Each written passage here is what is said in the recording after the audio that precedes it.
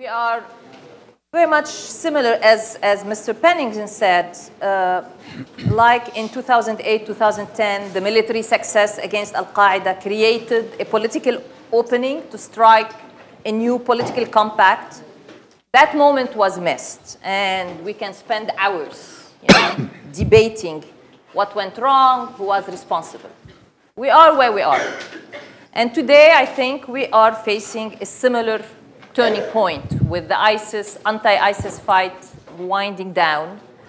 Iraq is at this, faces this challenge of constructing a new political compact. And to discuss this important topic, we have assembled a terrific panel of Iraqi experts whose articles, op-eds, tweets, Facebook postings have become reference points, at least for me, to learn about Iraq, its people, its complexity, its politics. So it's my pleasure to welcome them today.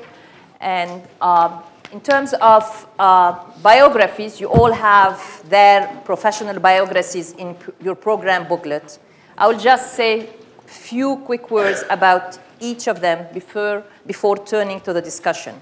I'll start with the lady in the group, Rasha Al-Aqidi. She's a researcher at Al-Misbar Studies and Research Center in Dubai. Her research interest focuses on Islamist group, radical ideology, and identity politics.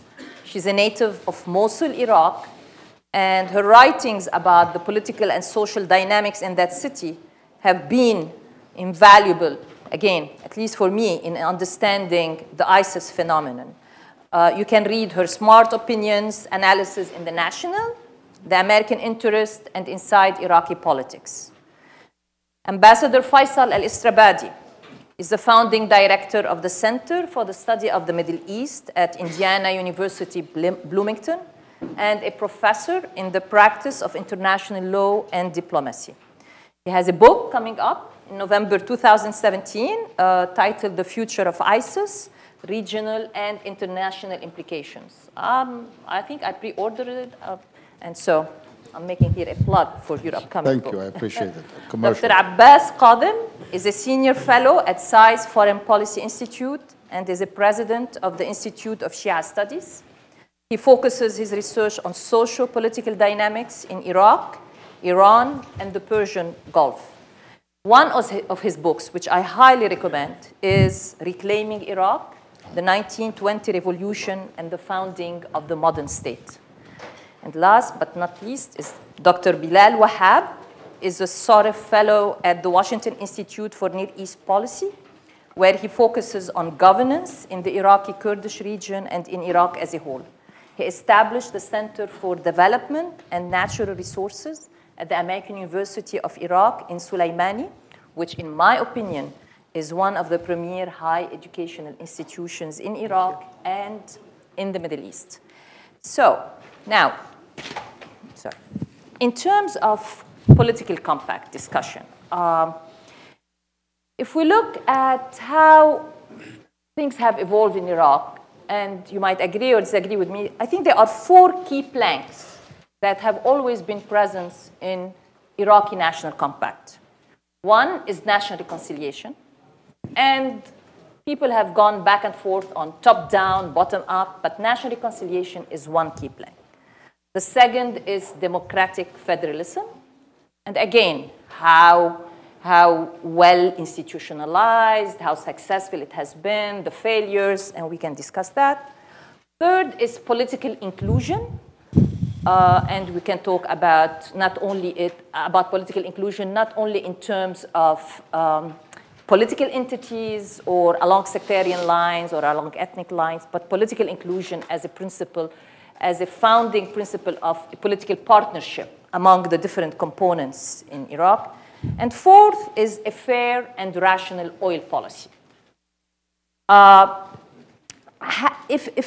So where do you think is the status of the Iraqi political compact today, using these 4 planks as indicators, benchmarks in discussing where we are today. I will start with Ambassador Al-Istrabadi. You know, I always prefer to go last, Okay. but I will start.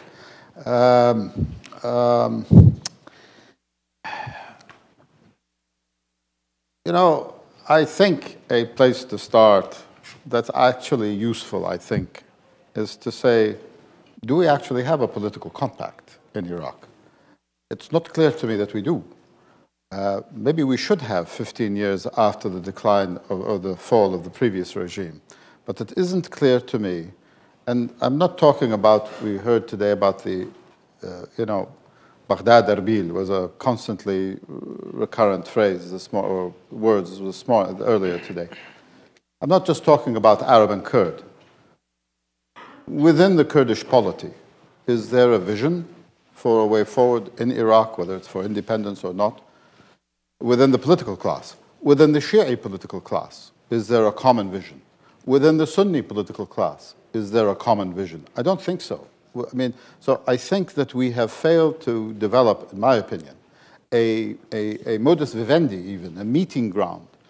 My hope is that 2017 might have been the year for that, 2018, as we head into what I hope will be the federal elections, to begin to develop some consensus on a way forward. I think that's the first real question that has to be answered. I can take apart some of these on the 4 points you've made, and on some of them we do better than others. Democratic federalism, let me start with that.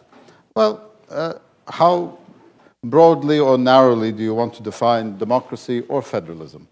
On the federalism piece, by and large, at least before the 25th of September, the affairs of the Kurdistan region were left by Baghdad to themselves, between Erbil and Sulaymaniyah. We've all become accustomed to talking about Baghdad and Erbil. But actually, I think we have to start talking about Baghdad, Erbil, and Sulaymaniyah. And not because I'm advocating the division of the KRG or anything like that. I know that's been, at least in social media. But simply because, as a fact, Sulaymaniyah has become a player, appears to have become a real player on its own. And I think we should acknowledge that, at least while it remains true. If it remains true indefinitely, fine. If not, fine.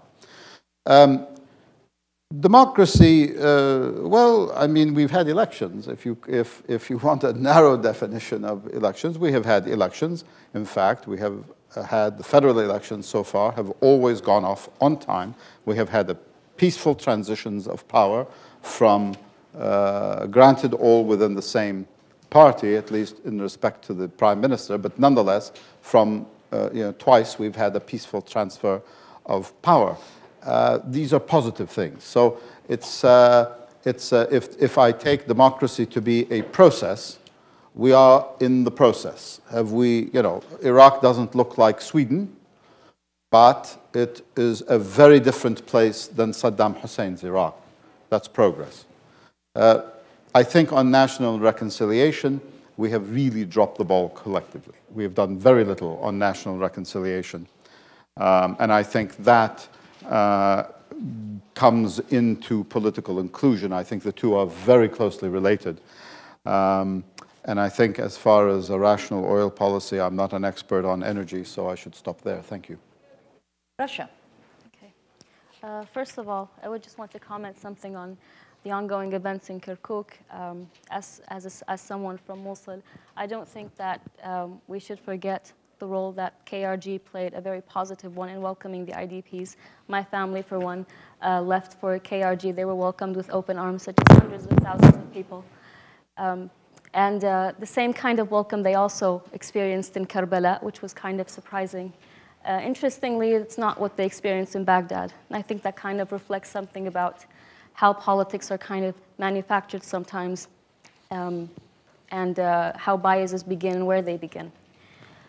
What the referendum, for one, if we're going to be talking about where the Iraqi politic process is today. We will get there. Yes. This relates to the point. I think one thing it reflected in the seconds what Ambassador Strabadi was talking about, the different opinions of how we perceive our political process to begin with.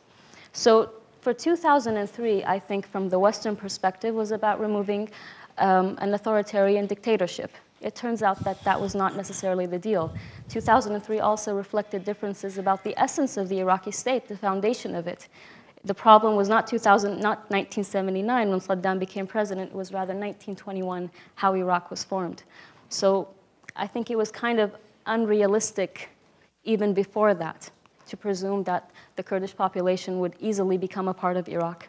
I also think there's a common narrative I'm seeing, at least on social media, that who can blame the Kurds from wanting to split from Iraq? I find that quite offensive to both Iraqis and to the Kurds. Offensive to the Iraqis because I think we've been very, very resilient.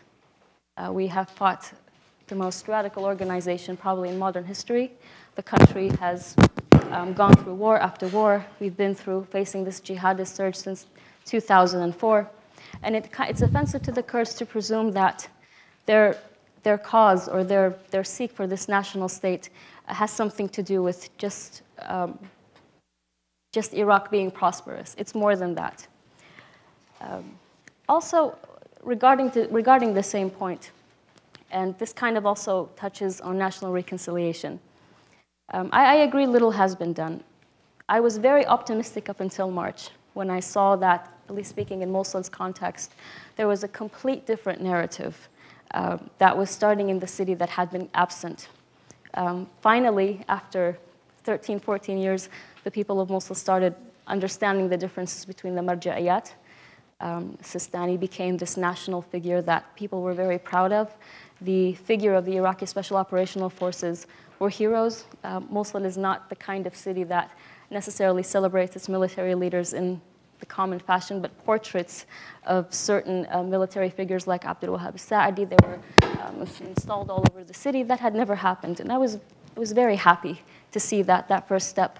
And then the liberation of the West Side started, where there was more destruction, and I think that narrative kind of took a step back into how that battle was played out and the amount of destruction, devastation, and civilian loss.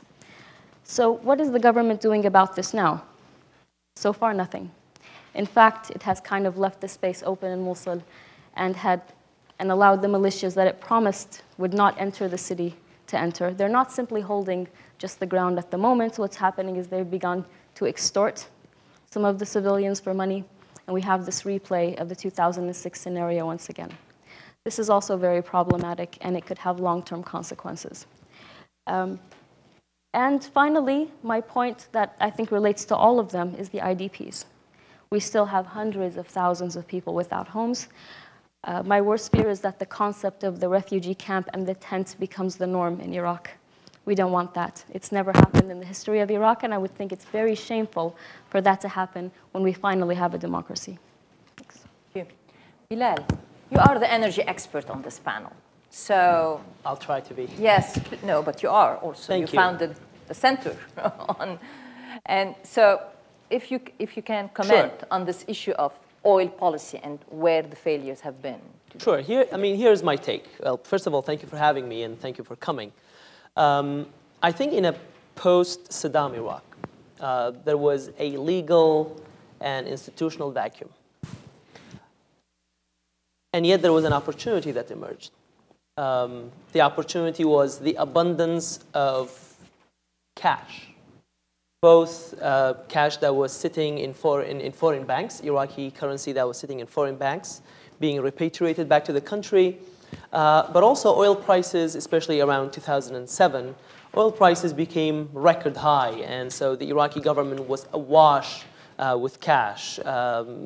Record budgets were achieved basically in post-Saddam Iraq. What that basically gave us a new form of political compact based not on institutions, based not on rule of law, but based on patronage. I think this is how the formula works, and this is a very economic-centric model. And it doesn't mean that this is the only model. I think this was an emerging model that was built upon a system that Saddam Hussein built. But under Saddam Hussein, oil revenues were highly centralized and therefore used very efficiently to run the government. And when oil prices were low, then create the kind of security measures that were needed to preserve the regime. After Saddam Hussein, this pyramid was broken into smaller pieces, into smaller networks. The mechanism was in place, but the players and the operatives were different. And basically, the game of town, the political game, the new political compact became the following. There is no private sector. The infrastructure is in shambles. But the government is very, very rich. So if you want to access wealth, if you want to matter, then you need to be in government. And to be in government, okay, you don't have, rule of law is weak, institutions are weak, but we have frequent elections, as both of my colleagues and previous speakers mentioned. So elections, and winning elections is very easy, and it's also very easy to sell as now we're democratic because we are holding elections in the absence of good governance, in the absence of effective institutions, policy-making institutions, but also conflict resolution institutions. So pay to play, and so people got into the first round of politics. And that's why one of the main problems of Iraq moving forward is that the group of actors and parties that got into government the first time have managed to stay there. You can call them stuck there. Why? Because then once you're there, then basically you loop the machine to win the next election. And that was very easy to, all you need is do a simple math. How many votes do you need? How many people do you need? A ministry in the Iraqi government and also in the KRG government became a siphoning off machine, an operation in which through that ministry you hire loyalists or you create loyalists. You pay your cronies, so whatever private sector that exists in Iraq, is only one step away from the public sector. So then that way you loop that part of the economy as well. In Baghdad, it was less so. In KRG, definitely more so, because in KRG you had more centralization of authority. In Baghdad, it was more diffused. That's why in the KRG, you see more economic development and more, high rises than you see in the rest of the country. But this feedback loop, this pay to play, basically brought back the same faces to power. And this was, I think what we were seeing. That's why the institutions were weak. That's why rule of law was weak. That's why the legislature was weak. That's why the executive had the upper hand, because that's where the money was, despite the parliament being, nominally in charge of the money. This system, however, faced two major shocks in 2014. A, it was ISIS, and B, it was plummeting oil prices. And the way that the KRG and Baghdad responded to these two shocks were different. In Iraq, we have a bifurcation. On the one hand, you have this move towards, in Iraqi lingo, it's called Haraka Madaniya, like a civilian movement or civilian political parties. It's a code name for liberal or even secular. It's a move away from, the religious parties, often turbaned political figures who have been in charge and have really shown very little in terms of good governance and services to their societies. So the alternative is this civilian as opposed to religious government or religious-based government, which is, again, a code word for secular parties. So this is one trend. But the war against ISIS gave us kind of a boost to the religious establishment by way of the very popular mobilization units. So I think for Iraqi politics, that's what we need to see. Which side is going to win? The one that says we need to provide governance and services and be citizen-focused, or the popular mobilization units that have become the protectors of the system. This is in Baghdad. In KRG, the response was different.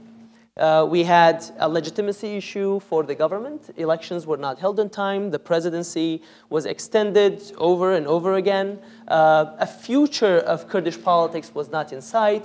The dispute over the presidency shut down the parliament. 2 years later, people realized, well, actually, life can go on without without parliament, without that main democratic institution.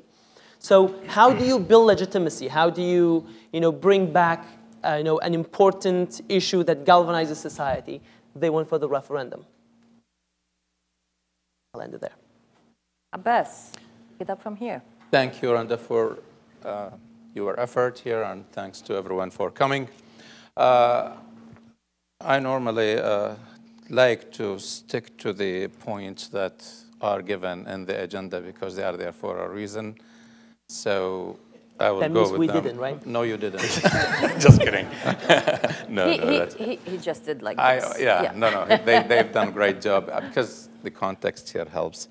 Anyway, so reconciliation, I will take them one by one. I remind Bilal was here and Randa also about, 2 years ago? And we sat here and we talked about reconciliation. Right. And one of our fears is that we will come again later years and we will still talk about reconciliation. And we will say the same thing. And the thing that we said and we still are suffering from, the problems with reconciliation in Iraq is that we are not doing it right. First of all, the government is doing the reconciliation when the government is part of the problem. The government does not still like to seek expertise from real experts, international and national experts. And reconciliation is one of the jobs that are allocated to a certain party. Bilal just mentioned earlier that those ministries or agencies normally are valuable in as much as they give money to the parties. And this is not a big post, so it is given to the least important member of the party that gets that job, means the least experienced and the guy who is not going to do a good job, most likely. It's not the oil ministry, it's just the Ministry of Reconciliation or the Commission on Reconciliation, and it ends up being in the back burner. So that's a problem. The reconciliation also, it's done among politicians and parties. So they do great reconciliation when they give another ministry to another corrupt politician. And guess what? You will never run out of corrupt politicians that need to be given ministries. Where are the people and the communities and the society in this reconciliation? It's not there. The last attempt at reconciliation, I was in Iraq back in May, June. They went to do some reconciliation among tribes in Karbala. Last I checked, Karbala never had any clashes between the tribes. And when Mr. Maliki and Mr. Ma'soom, the president and the vice president went, they created a problem among the Bani Hassan tribes because they went to the wrong sheikhs and they thought they were the sheikhs, okay? And that's one of the problems when President Ma'soom had his own daughter to be his advisor, and she gave him a bad advice on who was the Sheikh of Bani Hassan. I was sitting in the Madif of Muthanna Hatam al-Hassan, and he was fuming. How did they go to these guys who are not even from Bani Hassan, he says. So anyway, they went to do reconciliation to a place where needed no reconciliation, and they created a problem. Now we need to go and do reconciliation. So it reminds me of that joke that says, heat some water and put it in the heater. Now, federalism. Federalism is another problem in Iraq. It's becoming, basically federalism is in the eye of the beholder. For Mr. Masoud Barzani, federalism means he gets his cut from the budget, and then he comes when the next budget is passed to get another check, and nobody asks him in the interval. For the provinces, there is a city council made of 1, 2, or 3 parties, and they want their cut, and nobody talks to them. And then when you give them the money, especially in the provinces, they cannot do the job and they end up returning the money because it's still complicated. Iraq is still, most of the laws are central. And then, so if you want to build a school, you have to get the land from the Ministry of Municipalities, and you have to get the permission from the Ministry of Education, and then you have to get the city council to decide on that. And it depends on which party each one of these belong and where the school is to be built. It ends up not being built. And that's a problem. So, and the other level of bad problems with reconciliation is that you are talking about provinces. Until 13 years ago, 14 years ago, none of them had even a police chief from the province. I'm from Najaf, and I don't recall any time in my lifetime in Iraq, 24 years, to have ever had a governor from Najaf or a mayor from Najaf or any high-level official. And the few ones who were there who were promoted, they were high-level Ba'athists, and they were chased away after 2003. So they are not available. So you are really going to people who never ran a school, and you gave them billions of dollars to govern a province, and they had no idea how to do it. That's a problem with, and constitutionally, the law, even the institutions, federalism, you have to have every province to have its own sort of mini state with judiciary, with bureaucracy, with administration, with legislature, with all of that is done. So when it's not there, you cannot really talk about federalism and give powers to those. It ends up giving powers to individuals, not to provinces. Inclusion, I agree with Dr. Astarabadi that it is really dovetailing with reconciliation, because you reconciliate by including people. That's another place where I think Iraqis are not getting it right or understanding it. Our problem is not that we are excluding groups of ethnicities or sects. The Kurds are represented very well. They have their share, about 30% of the positions. The Sunni Arabs are getting that. The Shia are getting that. The problem is that all of these positions are going to 2, 3, 4 parties from each group, and the rest of Iraqis are not included. So positions always were recycled among the same politicians. One day you see him a minister of finance, another day you see him a minister of interior, a third day you see him a minister of transportation, and I'm not talking about Bayan Jabr. And many of those are, basically, they end up doing everything, the same groups of people.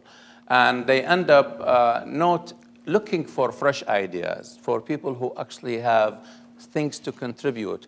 The vast majority of Iraqis are excluded, not because you are not excluded because you are a Shia or because you are a Kurd or because you are a Sunni. You are excluded because you are not a member of X, Y, or Z party. And that really applies to 90% of Iraqis. And that is the real problem that when we talk about exclusion, we need to look at it. We should not look at, are we excluding the Kurds, the Sunnis, or the Shia? None of these groups, as groups, are excluded for their identity. Energy, this is the curse of Iraq. I mean, I wrote once a paper about Iraq's rich state and poor society. And that is a problem that we are dealing with. The revenue, all of the revenue from oil, which is more than 90 to 95% of the revenue in Iraq is coming from oil, goes to the government, and then it ends up being squandered, wasted, stolen, you name it, all of that, and then nothing really is seen anywhere on the ground or in terms of services, in terms of institutions, in terms of state building, infrastructure building. And that's a problem. Iraq needs not just to manage its oil resources and energy resources well, but Iraq needs to scale back on its dependence on oil. And that is the problem. Iraq's macroeconomics right now, the entire theory, forget capitalism, Marxism, socialism, all of the isms, it's very simple. The Iraqi economist in government, his entire macroeconomic theory is dig oil, sell it, and pray that prices don't go down. That's the entire macroeconomics of Iraq. That's not a way to do any justice to a country like Iraq. The monarchy did not really rely on energy resources. I mean, it was just not until 1950s that Iraq got 50% of the revenue sharing. Before that, it was even very little. Iraq was selling agricultural products. It was selling even products that are made in Iraq, all kinds of, and markets were buying from Iraq, from Europe to Asia, etc. That was all being killed after the 1958, and then after the nationalization of oil, 1972, 73, the process, and after the rise of the oil prices, 1974, where the prices went fourfold up, then the state just forgot about all of this and then ended up leaving everything and becoming completely dependent on oil. So we need to go back and have a government that understands a thing or two about diversifying the economy and making the oil revenue as a strategic backup or a strategic supplement to the actual work of the people, and capitalize on human resources, starting from doing education, which is a disaster right now in Iraq, and then moving up to create a human capital that really contributes to open up the markets, redo the investment laws, everything in order to have an economy that is diverse, and then stop being at the mercy of international oil prices that Iraq has no hand in setting. Thank you. Now, one of the most important battles that, in my opinion, Iraq will be waging in the future, and which is really a short-term to medium-term to long-term challenge to Iraq's political compact, and this is something that's shared by other countries neighboring Iraq, is to varying degrees over different entities, is the status of the Hashd, and whether they are properly integrated into the ISF or they become an Iraqi version of something, you know. There are people who are saying IRGC, some people are saying Hezbollah, some, you know. But that's a challenge that is, I think Iraqis are aware of. You mentioned, you know, the different militias. I come from Lebanon. I have seen the consequences of not dealing with this challenge early on and let it linger and linger and linger, and then it becomes extremely hard to, you know, deal with it. So I wonder whether you can shed some insights about where you think Baghdad is going with this issue going forward. I know there is a debate even inside the Shiite community about what to do with the Hashd going forth. And I know there is a whole spectrum of Hashd, some that are pro-Sistani, some that are. I know that there are ideas that are being, you know, discussed about what's going to happen to the Hashd after ISIS. Some will be given money to go back to their communities. Some would need to be integrated into the ISF. It's just if you can share with us some of your insights of what you hear, the discussions in Iraq and in Baghdad is about, about dealing with the Hashd going forward, and maybe ideas that you guys have about what is the best way to deal with the Hashd, given the diversity of the Hashd. And I'm opening it up here. I'm not going to designate somebody to, you know, answer, but who would like to take the first crack at it? Please.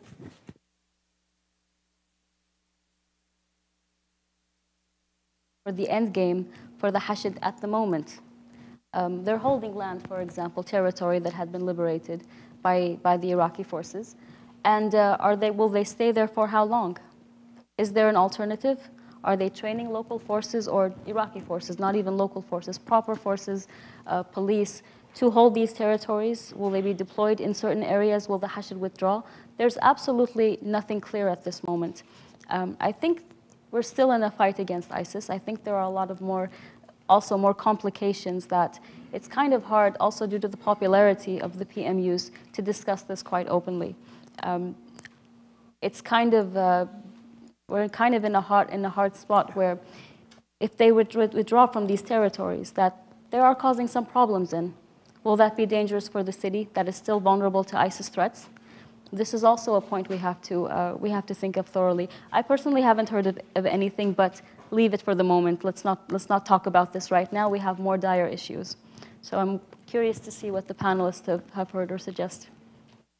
I'll be happy to be corrected by my colleagues, but my impression is the same as yours, that there is really not an ongoing serious public discussion about the PMUs. In my view, this, and it has nothing to do with, there's a lot of loose talk about Iran and its role in Iraq these days especially, which I think is unhelpful and mistaken. Regardless, if the Hasht were wholly hermetically sealed off from Iran and every other regional power, they constitute a challenge to the state of Iraq. Because, although technically now, thanks to the actions of Parliament, many of the PMUs report technically to the Prime Minister. In fact, some of the most important groups, the best equipped, best trained groups, don't de facto report to the Prime Minister, and this is a real problem. Now, I understand the Hasht has played a very important role in rolling back ISIL, although my understanding, and there are people who know much more about the Marji'iyya and Najaf than I do on this panel, but my understanding is that the original fatwa of the Grand Ayatollah Sayyid al-Sistani was explained by his representatives as meaning that people should volunteer for the armed and security forces, not that there should exist outside the state these organizations, which is unfortunately de facto what we have now ended up with.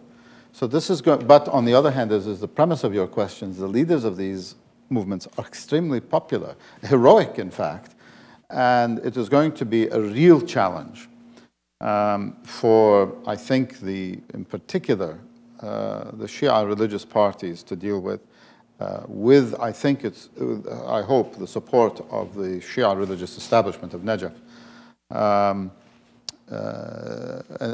So, if I could comment about one thing from the previous question, and that is what Dr. Abbas said, that Dr. Kadhim said, that in a federalist society, you should have each province as a mini-state.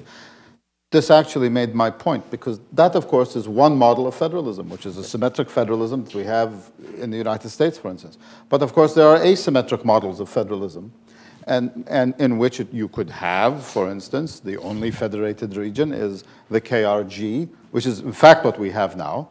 Only the KRG is a federated region. Everywhere else is ruled directly by Baghdad, more or less, which is also a perfectly legitimate model of asymmetric federalism. My point is, it just dovetails, I thought, very nicely with my point.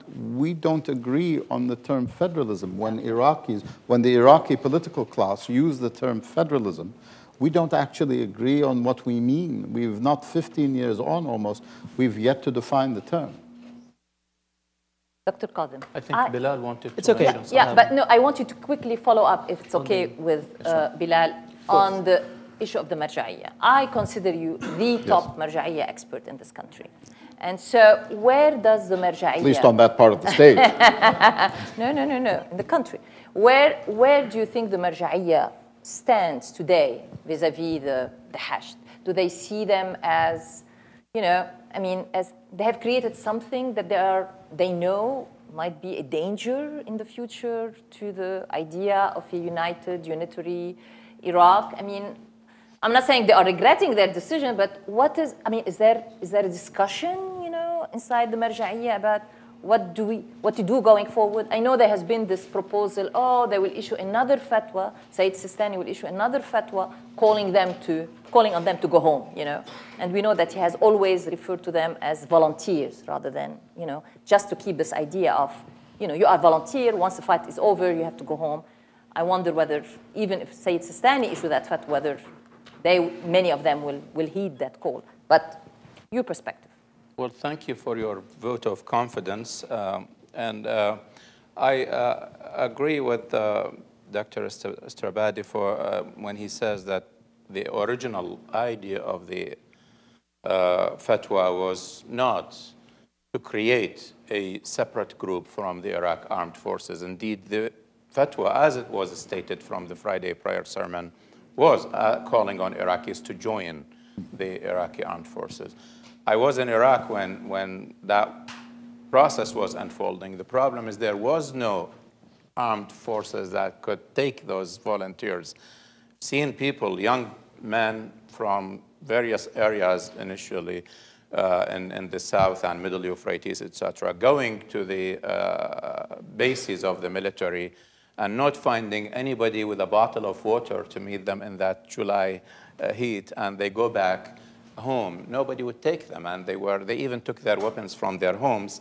And then that was the opportunity for certain groups that already existing as skeletons, and then they said, you want to go fight, we will take you.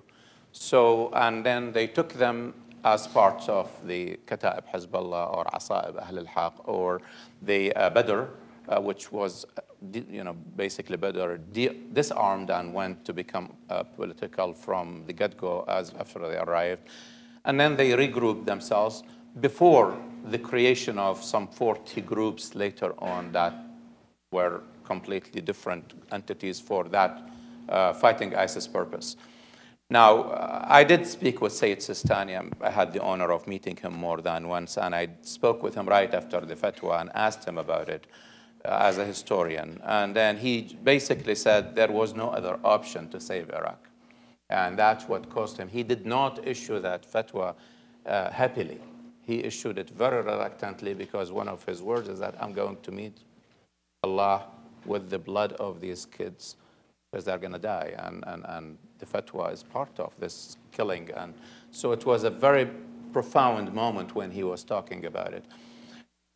Problem is, this, back to the core of your question, is a debate being held now. There is a big debate being held now. And recently there was some kind of a rumor being sort of circulated that Sayyid Sistani is going to dismantle this. So what did the Marja'iyya do? They unearthed a fatwa from an earlier, 1 year earlier, and then it was just a fatwa. Somebody sent a letter and they sent him the answer, and the answer was in the form of a fatwa. So they took it from their records and published it. And it says the rationale for the assembly of the Hashd, of course they don't call it Hashd, they call it volunteers. And the rationale for the fatwa was that there was an existential threat to Iraq. And the threat is still there. So the time is not right for talking about reversing the fatwa. And that is the issue here. Now, the debate at the popular level, there is another debate because we are talking about not just the Hashd that is fighting in Mosul or in, nowadays in West Anbar and other places. There are also people in the name of the Hashd in the cities going around and doing things that are purely unrelated to the fight of ISIS and to the Hashd. Many of them are things including, criminal things, and the Prime Minister mentioned it, that they kidnap certain people, they do a lot of party politics with the force of guns, etc. And they do force certain favors from, or extract certain, well, not extract, but extort sometimes, certain favors from political, either political figures or from administrative, bureaucratic figures in universities, etc. So there is a lot of problems, or there are many problems that are going on in the name of the Hashd, and people are unhappy with them. Also, if you walk anywhere in Iraq, you will see that there are places where they are in full control. And I think to bring one last thing to close with is what Russia was talking about, and also Ms. Aqidi and Dr. Esther Abadi on that. I think the real way and the right way to handle it is for the government. The government has a law from the parliament that was passed. And that law gives the government, gives the prime minister an absolute freedom in restructuring this group any way he likes, and then he will be the commander of that, including the way to decide who fights where and decides all of the commanders of the units, restructure it any way he wants. And then anybody who is out of this plan will be considered out of the law. The government needs to take that law and implement it as soon as possible, and then we will not need to worry about having a debate that is just on everybody's whim. Bilal. Let me just finish where Dr. Abbas, let me just start where he finished. I think that is possible in a more ideal Iraq, where the prime minister actually not only has such intentions, well, I believe he does, but whether he can actually implement that kind of plan. Let's not forget that, a few months ago, one group, the followers of Sayyid Muqtada al-Sadr, stormed the parliament. One group has the power of storming the Iraqi parliament. How likely is it for this parliament to pass a law to rein in the influence of such a group? Right now, call it however you want to evaluate the Kurdish referendum. One mistake or one bad outcome is that it has united all of the Iraqis and given them a cause to unite, which is against the KRG. But these groups are far from being united, both institutionally, in terms of the loyalty, and their command and control structure. Yes, some would rather serve a greater interest.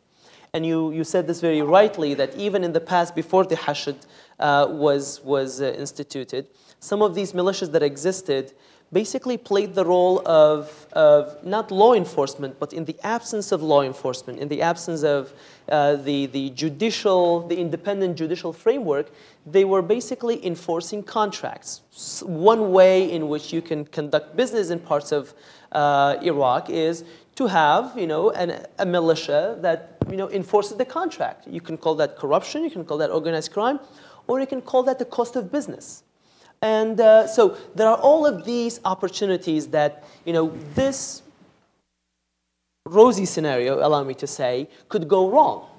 And I think that is the challenge of how do we make sure that it does not go wrong. I think that's a greater challenge for Baghdad, for especially the Shia rule than it is, the Shia parties, than it is for anyone else. Because there is the question of disbandment, but there's also the question of political evolution, of them becoming political parties and saying, okay, we have, we're the heroes. And yes, you're right, they are the heroes, in the eyes of the Iraqi society. I said that they're quite popular. So what do you do with that kind of populism? You don't go home, right? You want to cash on it. Yes. And we have elections coming up, in spring. So, Badr has already made that transition, and that's the model. And, Hadi al-Amiri, who is the head of Badr, is one of the main contenders of Prime Minister Abadi. One of the reasons why this town is so supportive of Prime Minister Abadi is because, Maliki or Hadi al-Amiri would be possible alternatives. At least, so a guy with a suit is better than a guy in khaki. I mean, so this is, I think, part of the reality. To tie this question of PMUs, oh, and by the way, when you were talking about this, I just had a scary thought. Now in Kurdistan, there is a lot of people are baffled by what happened. How all of this territory was basically lost within 48 hours, and people are very, very angry at their own government. They express it different ways. But I was just thinking, what if someone announces for a Kurdish Popular Mobilization Unit? Imagine how terrible that will be. But that was just me, having a bad idea, bad thought. Don't listen to me. To tie this back to my initial remarks about my little, oil-related patronage politics theorem. It's not little. Okay. Thank you. If there is a realistic chance for demobilization, and not only for the Hashd, but for these, tens of thousands who join the security forces, it would be through creating a real economy and a real private sector. The government basically is over capacity. They cannot hire more people. And right now, the easiest job that an Iraqi young person can get, and the majority of the Iraqi population are under 30, would be to go and join the security forces, whether it's Peshmerga, whether it's security, police, Hashd, or Iraqi army. That is the easier job to get, and it pays better. The government itself is overpopulated. In the KRG, for example, a population of 5 million, the government pays the salaries of 1.4 million. About 800,000 people are on government payroll. A mosque in a village had 5 people whose job was to call for prayer, and actually they put a machine that does it for you. It's made in China, so the 5 people don't even need to do that. There is a Department of Transportation that has a department for trains. I'm 37 years old, and I haven't seen a Kurdish train yet. So you just put people in government offices, so it's just there's overcapacity. So where do? You go for the other gift that Iraq keeps giving: war, conflict. And if you're holding a hammer, every problem starts looking like a nail. So the real challenge goes back to how do we break this patronage politics, lack of weak institutions, weak governance dynamic, in which we actually create opportunities for the young people, for the young boys and girls who want to work, especially men, who can actually find an alternative to, any of these myriads of security offices that basically are very ready and easy to give job, and then we can realistically talk about demobilization and a peaceful way out for these young and now seasoned fighters. Okay, I hate to keep you there and put you on the spot, but I think I need to come back to you immediately after this opening. Well, the last question I would like all of us to deliberate, all of you to deliberate, is this issue of managing the aftermath of the KRG referendum, the operation in Kirkuk. We all heard Mr. Pennington. It looks like the United States at this moment is focused on deconfliction, does not see a space now for this big dialogue that needs to happen between Erbil and Baghdad on the future of their relationship. I was in Erbil during the referendum, and based on personal anecdote, based on personal observation I have seen with talking with people, there was real happiness, real joy, in the streets of Erbil. And it crossed, groups, political affiliation. It was PUK, KDP, Goran. I mean, there was this really feeling of having finally achieved this long-awaited dream. And so now the political debate is stuck between this, unity and territorial unity and the importance of keeping it, Baghdad's narrative, and then the secession and the dream for independence, which is the KRG narrative. And how are we going? And these seems to be mutually exclusive, and they are mutually exclusive at this point. So how can we bridge this gap? How can we, what kind of process need to be put in place to start bridging the gap? Is there a room for it? And if that's the case, who is going to convene this process? The US seems to be reluctant to play this role. So if the US is not planning to play this role, who can play this role? I mean, can it be Iraqi-led? Can it be Iraqi, Baghdad and the KRG, talking with each other? And I don't know when is that possible, especially after Kirkuk. So take it from here, Bilal, and then we'll turn it over to the rest. Let me just start by saying that's also an emotional question for me. The past 2 days have been very, very difficult. I think the Kurds could have at least chosen between a political defeat or a political loss and a military loss. But I'm sad to say that it's both. And the lack of communication between the Kurdish leadership and the people, just telling them what happened, that is missing. That so far has been missing. There are a lot of accusations. There's a lot of silence, none of which helps. So when we talk about conflict, I'm really worried about the simmering tension. Exactly. Because we have two contrasts. On the one hand, you describe the mood of the people. What happened is, regardless of the political calculations, regardless of how we evaluate the outcome, the consequences of the referendum, the Kurds of Iraq went to the ballots, despite the risk, and the existence of the KRG, remember, depends on international support, and they heard that the world was against the Kurdish move, and yet they braved that, and went and they voted, and the majority, right, 90 93%, about 93% voted yes for a Kurdish state. That should not be, that will not be canceled out by a military operation. That was the voice of the people, right? Again, as a political movement, that's a whole thing. As politics, that's a different question. But that was the voice of the people. That's one. And that was a jubilant move in which, despite the disunity of the Kurdish House, everyone came to vote, including the opposition parties who were opposing the referendum until 24 hours before the poll.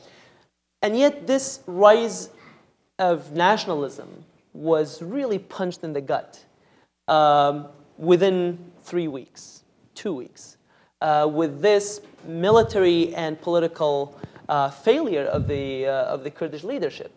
I am personally yet to hear a convincing argument or a convincing explanation, a story of what is going on. The Peshmerga can fight better than this. The Kurdish politicians can negotiate a better deal than this. Why is there such a failure? Why is there such a lack of transparency going on? And then also the pendulum, how far is the pendulum going to move back? Are the Iraqi forces pushing back the KRG and the Peshmerga to the 2014 borders, the pre-ISIS borders, or all the way to 2003? Or there are actually talks about all the way to 1990, right? Exploiting the Kurdish weakness, because going back to the question of how much is Prime Minister Abadi in control, I think that's a real question. The momentum of the forces is there. They can move forward. There is lack of communication. Chain of command in KRG is breaking apart. That unity that the referendum gave us was very short-lived. So it's actually quite possible for the Iraqi forces, in the absence of international intervention, to roll back all of the KRG achievements back to the 1990 borders. Now, who does this help, given that kind of voice? Who will then represent that voice? Who will represent that kind of ambition that was elevated? The Kurds were promised an independent country. And then within 3 weeks, they're losing what they have gained through blood and through treasure and through diplomacy and through international support. I think there will be lots of grievances inside the Kurdish community about how to deal with this. And I think this is both dangerous on the Kurdish part in terms of both exploding and imploding. But I think there's also an opportunity for the United States and for external forces to actually come in and meet and force both sides, even force both sides, I would say, to negotiate. Because by both sides, you mean Baghdad and Erbil? And Erbil. All right. And because I still believe that in Iraq, in the absence, I go back to my initial point, in the absence of conflict resolution institutions. Look at the oil question. The KRG says the Constitution gives me all the right to do everything that I'm doing. And Baghdad says, no, the Constitution gives me all the right that I'm doing. If it was in a country that had a constitutional court, they would go in front of a committee of judges and they will solve the problem, who's right and who's wrong, and they go home. We don't have that kind of court that people believe in, and therefore it's matter of balance of power, not balance of rights and laws. For example, when the KRG was just finding oil and didn't have a pipeline to export it, it said yes to Iraqi requests. When they built their own pipeline, they basically had a new interpretation of the Constitution and they went their own way. Prime Minister Maliki, he needed Kurdish oil, so he said yes to revenue sharing according to Kurdish demands. When an oil field in Basra came online and he had more production and oil prices were going up, he started going tough on the KRG. It's a balance of power. You can't let Iraq's bread-winning institution, because oil is an institution, to be subject to balance of power, changing dynamics, international prices, and whims. And until we actually resolve these issues, and then we prove that Iraqis cannot do it on their own, these questions will linger unless it's a prisoner's dilemma. And the way you solve a prisoner's dilemma is by having intervention. Thank you. I need to turn it over to the audience, but Faisal, you have been trying to, speak here. And if you can comment on this particular question quickly, please, before I turn. Just very quickly. I mean, I think that, first of all, I absolutely agree with everything Bilal has just said. In the fundamental, and I think that all of my colleagues have said, the fundamental problem in both Baghdad and Erbil and Suleymaniye is we have failed to build institutions of governance. Never mind the rule of law, just institutions of governance.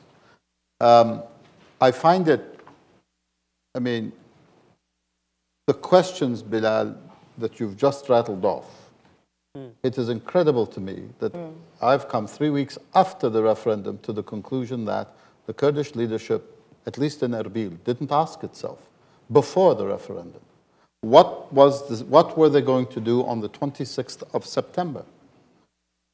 Now, from the Baghdadi perspective, the shock of, and this is something that I actually warned about at an MEI event in 2012, that the Kurds, by having a referendum on independence without actually declaring independence, would cause an immediate legitimacy problem in the country. Now, the difference is the Kurds didn't do it the right way. They did it in a way, they held the referendum in disputed territories. They didn't have international monitors.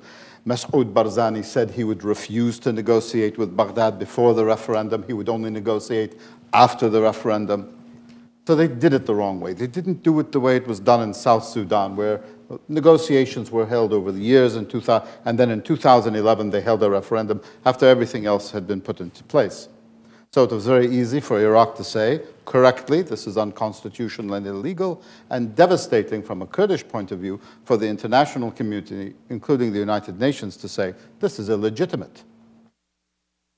And this is where we are.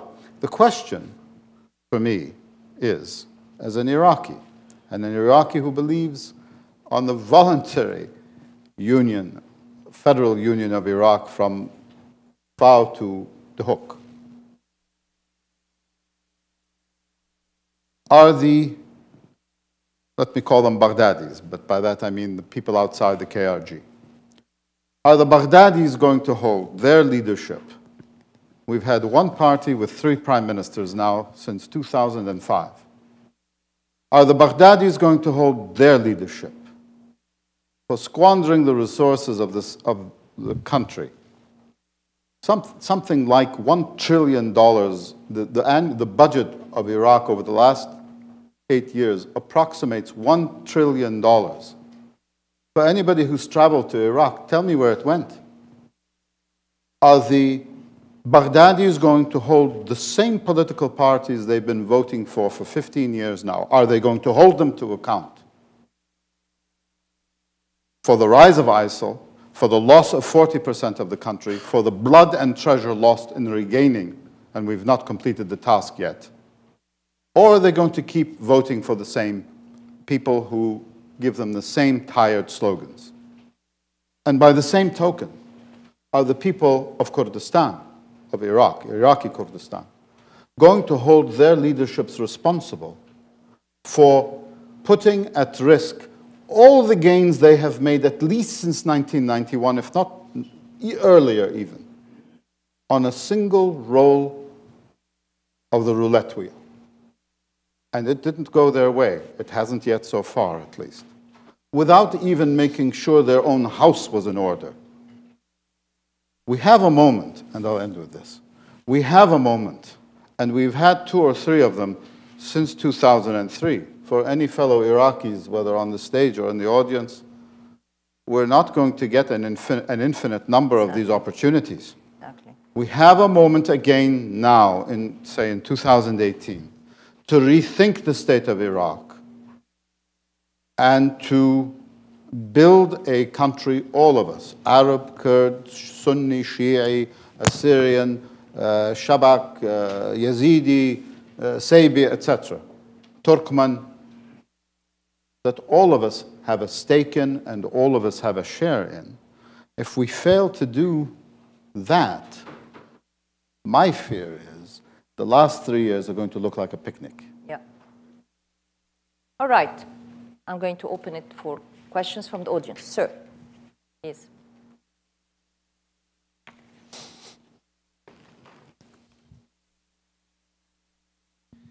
First of all, thank you guys for speaking to us. My question is about the diversification of Iraq's economy. I know you spoke about it a little bit. What are some steps that the Iraqi government has taken so far to diversify, and what are some steps that it should take in the future over the next few years? I'm going to take 2 more questions, and then we'll ask the panelists to, yes. So the first one is on diversification. Thank you very much. An outstanding panel and could not be more timely. Alexander Kravis from Insight. I wonder if you could, maybe this one to Bilal, and to anybody else, but Bilal probably. The upcoming elections November 1st in the KRG. I wonder if you could shed some light about that. Thank you. Thank you. Another question from the audience? Young lady here. Please wait for the microphone.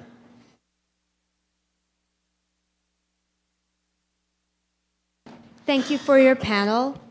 My question is with regards to reconciliation with smaller minorities, such as the Yazidis and the Assyrians and other Christian groups who in particular were targeted by ISIS.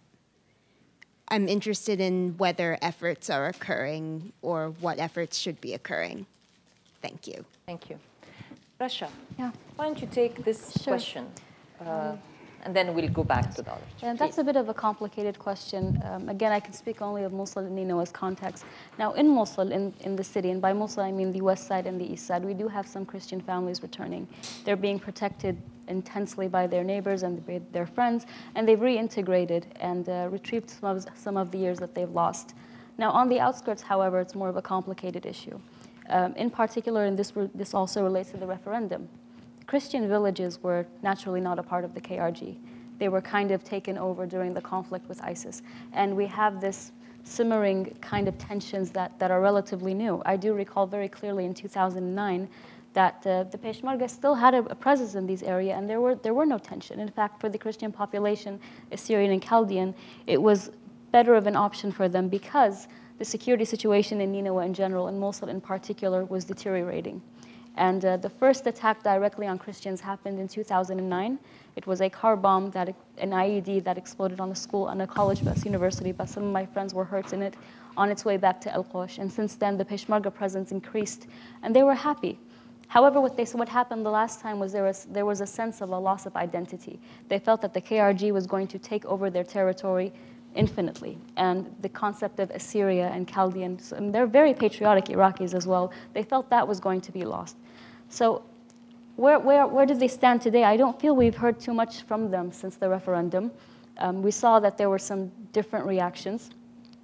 I think on the long term now with the Iraqi forces in Nineveh, at least what we've heard today, progressing, I think they're going to take a stand that is very pro-Iraq. And once that happens, we can see them returning to their areas. I know in Tel Kef and in Bartella in particular, some of them have been banned from returning to their houses for political reasons during the referendums. In Bartella, it's the PMUs that are not allowing them to come in and kind of rehoming their territory. So they're in a hot spot. In Mosul in particular, no, I think things are getting slightly better. However, we won't see them come back within the next year or so, at least not in large numbers. And understandably so, until there's better security in Iraq. The Yazidis, it's more of a complicated issue. I think they've lost the trust in the country, again, understandably so. This falls into the reconciliation that we were talking about.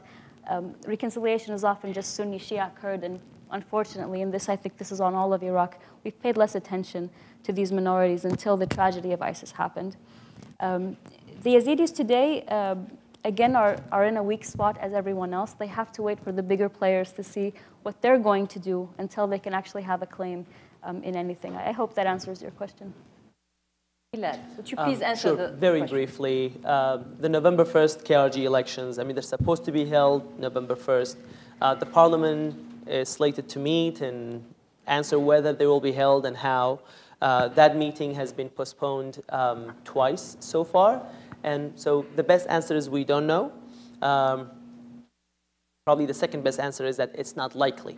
In the post-referendum environment, it was not likely because the referendum created a kind of nationalist unity that would be very difficult within 3 weeks, right, to go from that unity into the kind of polarization that elections require and result.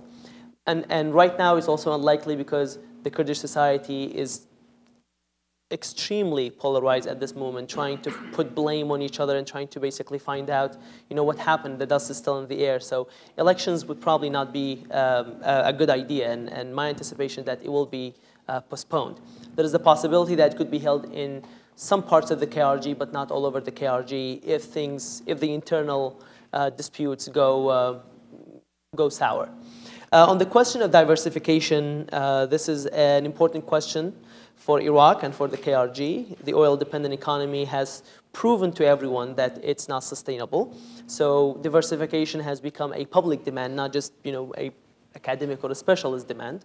The World Bank is helping both the KRG and the Iraqi government now that they're more receptive to advice. Some of the possibilities of diversifying from oil, which has not only economic consequences but security consequences, as we tried to discuss earlier.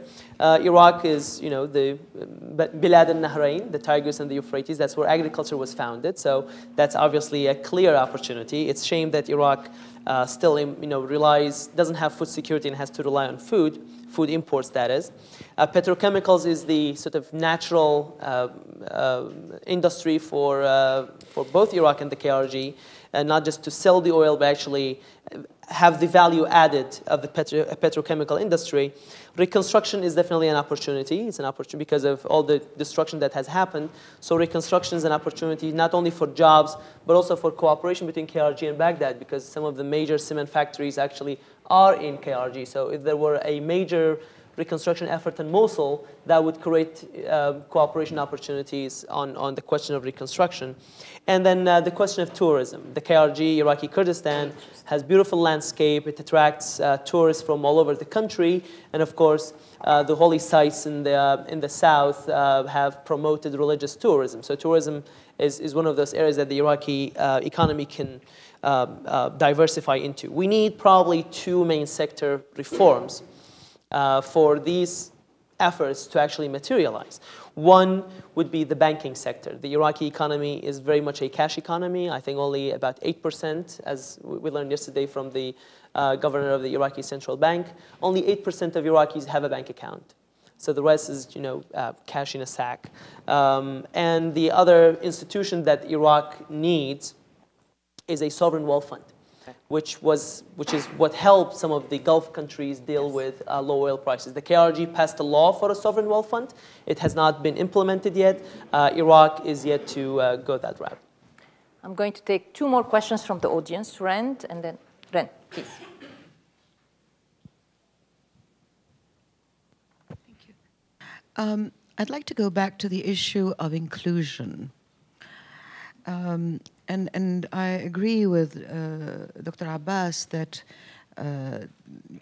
ministers and so on are selected from the same political parties, and often it's the same people. But that's normal. Especially in coalition government, in all governments, you choose from the political parties that are represented in parliament and so on. I don't think the problem is really there. In my view, the issue of inclusion refers to the exclusion of a large number, large sectors of Iraqi society and Iraqi political parties from policy making and decision making. So although they are represented in the government and in parliament, but actually policy and decisions are taken by one bloc only. And as a witness of that, when the Kurdish delegation went to Baghdad, shortly before the referendum, I believe, or just after, they went to meet Tahaluf al-Watani, the National Alliance, which is the bloc of Shia parties. They met in a very cursory manner with other groups, but the main dialogue was with the Shia bloc. And that is a good indicator of who actually runs the country. So the issue of inclusion goes beyond just giving people ministerial posts and representation in parliament. It really touches on strategy, policy making, decision making. And that, I think, is worth thinking about, because it seems to me, and I'd like everybody's reaction to this, that with the preeminence of the Hashd al-Shabi, which may increase when we have elections because of their popularity. That unipolar decision-making and policy-making in the country is likely to increase rather than decrease. And therefore, the issue of inclusion will be even more difficult to achieve if we define inclusion as inclusion in real policy, strategy, and decision-making for the country's future. Thank you. So the question is? I would like to have their comments about this issue of whether my analysis is correct, that the exclusion refers to exclusion from policy decisions, from deciding on the path of the country and its future. Thank you. And whether the hasht is going to impact that negatively. I would like to add to Ren's question, which has to do with the Sunni leadership. I think that's also part of the problem, is that space, you know, the Baghdadis, in a way, the Sunni Baghdadis in government, in parliaments, do not represent the aspiration of the Sunni at large. And so where is the new Sunni leadership going to come from? And so governor level, mayor level, that's very important for us to also talk briefly about. So Abbas, and then we'll go down, yes, and that. You're not going to take the other question, right? We don't have time. Okay, we don't have time. Because you said you were going to take it. Thank you, Ambassador. Yeah, I agree with you in and I did say that giving an ambassador, I mean, not just an ambassadorship, a ministry, any of these top positions to somebody, it's not going to solve the problem. The exclusion in Iraq is not just, because, there aren't enough cabinet memberships. It's just you count them on two hands on how many you can give. But the exclusion that I'm talking about of the majority of Iraqis from all levels of political and administrative, down to the director of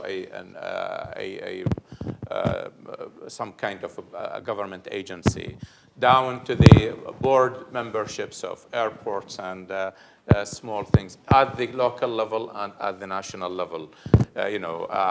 Recently there was this big problem about corruption at Najaf Airport, for example. Who are the people who are running Najaf Airport? 4 people selected from the 4 parties. And you take every single one of those. Things that there are a lot of Iraqis who are in and outside Iraq who have training, who have knowledge, who have experience in running those, and they are excluded, and they hire people who have no expertise to the jobs they are hired for. So I'm not talking just about the cabinet, which is, at the highest we had was in the 40s when we really had a hefty cabinet. I'm talking about hundreds of thousands of positions that are reserved to 3-4 parties in each one. That is a problem. You need to open those up to people from non-party affiliated population instead of parties running out of people who have expertise and knowledge, and they just begin handing it out to just anybody who's sitting at the door of the party boss. And that is a big problem. But you are right in terms of the exclusion from decision making. That's a problem of the parties that are ruling the country. I mean, it's not you have a structure, and this is a constitutional issue. This is also dictated by the numbers. At the end of the day, if you were to come from Erbil to Baghdad asking for a law to be passed, you will end up being in the parliament, and there is a vote, and the Shia groups, for example, that you refer to are having more saying in the process. They have more votes. This is a structural issue in the government.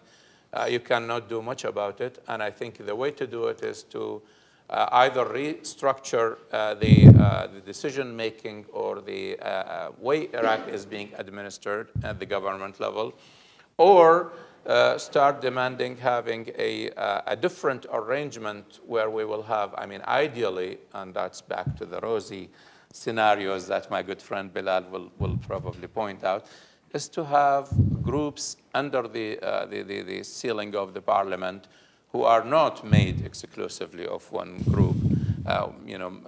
The right way to do it is to have parties who draw from all sides of the country, ethnic and religious, just like it used to be happening in the monarchy times. I mean, you had parties from all parties in the monarchy times that ran for politics. They were made of Sunnis, Shia, Kurds, and basically you don't have one group that ends up monopolizing the saying and dictating the fate of.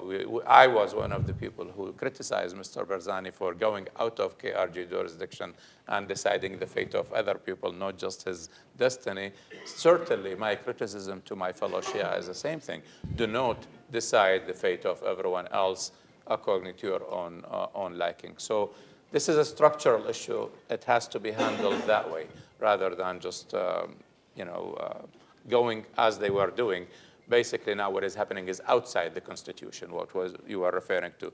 A group from Erbil goes to, talks to a group out of the parliament, out of the government, to a group of politicians because they know they have this sway in the parliament. And then we end up doing politics on the side, not where they belong in the real negotiation by the representatives of the people. Russia. Sorry, Ambassador Run, for your questions. Those are great. I'm going to answer this question and the one about the Sunni politicians. I completely agree with your analysis on the situation. Let's approach the Sunnis and see what exactly do the population want. That's the question. It's very different today than what they wanted in 2003. So they started sort of rejectionist, refusing the concept of the new Iraq in 2003, persisting that they were at least half of the population, if not the majority, rejecting anything different.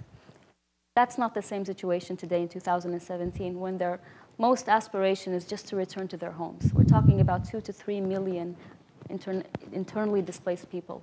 We talk about elections and democracy. How will these people vote? Where will they vote? On what jurisdictions will they vote? Are they part of Mosul? Are they part of different parts of the outskirts of the city? Where are the voting polls? How will they be placed? Who's going to monitor? That's a huge concern. People are saying, we don't want to boycott the elections anymore. We did that in 2005, and we paid heavily for it. But how can we vote now? We live in Erbil. How do we vote? That's an issue that kind of falls into this whole political plan for 2018. I don't see that being discussed anywhere. That's an important thing. As for a certain political bloc kind of dominating, again, like you said, that is normal. But this is not at the micro level. This is kind of the point where I focus, unlike my panelists who are by far more experienced at the macro level than I am. This is what the people actually see. If you talk to any average Iraqi, Sunni priest, they will tell you Da'wah party controls it. And I know that's the party that we should not mention, but that's the reality of it. So the process, the structure, how decisions are being made at parliament level and how the prime minister later on approves or not, I think that has failed in Iraq. That hasn't worked properly. The parliament itself is so polarized that certain decision will pass regardless of who else disagrees with them. So the structure, again, I think has to be reviewed. And I agree with your point on this.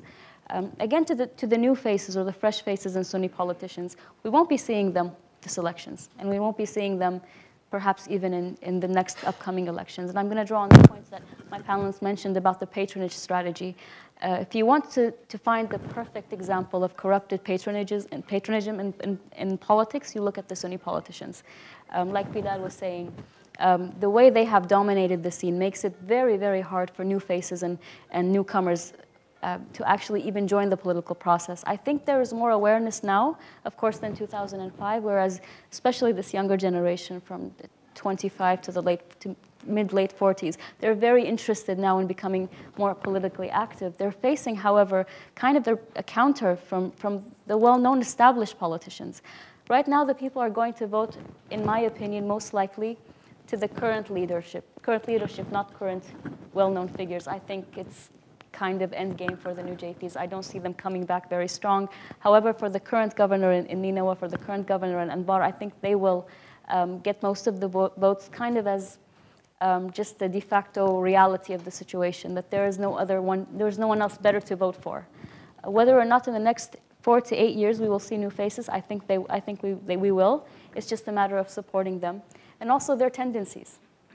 Are they going to fall into what I call the good Sunni category that are approved by the PMUs? They have elected certain Sunni names that they seem to be happy with, though they're not very popular.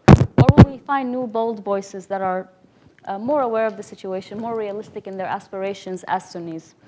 I think this is going to be the mainstream view in the next couple of years, as long as the Madaniya kind of prevails in Baghdad as well. We might see that. In this upcoming elections, no, we're going to see the same faces. Thank you very much. We can continue on and on. This is really a terrific panel. But we have another terrific panel coming up, and we need to take a break of about 10 minutes, reconvene at 2:45. Thank you again. Please join me in thanking them. Thank you.